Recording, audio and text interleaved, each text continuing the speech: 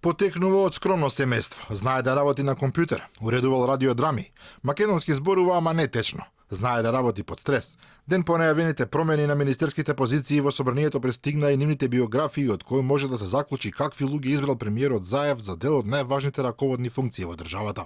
Садула Дуракоко од Министерството за животна средина преминува во новото Министерство за политички системи.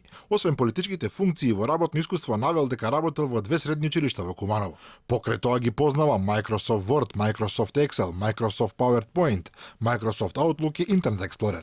А во биографијата му пишува и дека има солидни менеджмент особини, способен е за работа во група и за работа под стрес, а при тоа и комуникативен.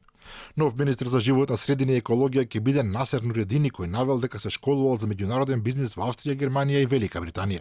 Во графата за течно зборување кај Нуредини се наведени албански, англиски, германски и италијански јазик, додека во графата само зборува ги ставил македонскиот и српско-хрватскиот јазик. Хусни Исмаили, кој треба да го преземе Министерството за култура по професија, е доктор по медицина. Зборува албански, македонски, турски, англиски и босански јазик.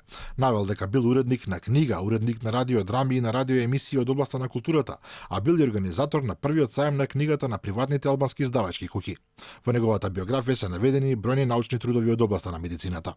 Лидерот на ЛДП Гора Милевски, кој ќе го преземе Министерството за локална самоуправа, пишува дека пред да стане пратеник бил професор по економски предмет во економското училиште Јане Сандовски во Битола. Познава Microsoft Office и интернет и знае да зборува англиски. Во Министерството за земјоделство влегува Трајан Димковски, кој досега беше шеф на кабинетот на неговиот претходник Љупчо Николовски.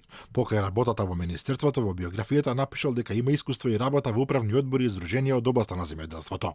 Премиерот Заев пак се предложи себе си за министер за финансии, а досегашниот министер Драган Тевдовски ќе му биде советник. Во биографијата на премиерот, освен професионалната кариера, пишува и дека израснал во скромно земјоделско и традиционално семејство и од рана возраст бил вклучен во семејниот земјоделски бизнис. Заев и неговиот брат биле воспитани да бидат вредни луѓе кои никогаш не ги одложуваат обврските и веруваат дека постои решение за секој проблем. Покажувал афинитети за математика, а бил обкружен со членови на семејството просперитетни бизнисмени, активни и почитувани во социополитичката и економската сфера.